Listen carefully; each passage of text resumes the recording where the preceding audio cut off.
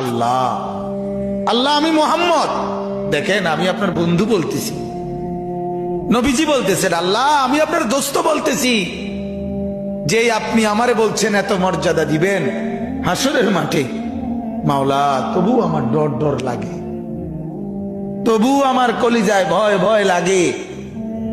যদি হিসাব চান আমি কি করব আল্লাহ, এজন্য আমিও চাচ্ছি আপনার কাছে মাওলা হাসরের ময়দানে আমি মুহাম্মদের হিসাব সহজ করে দিয়েন।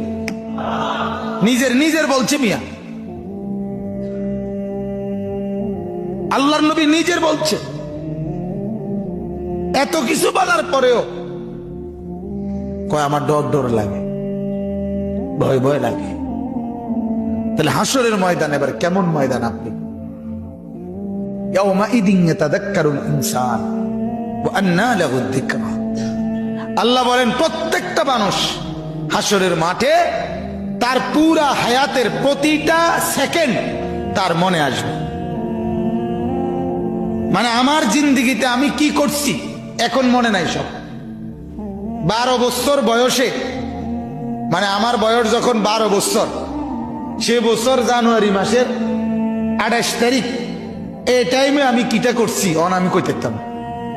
কইতেন ফেরবেন? আপনি কইতেন ফেরবেন?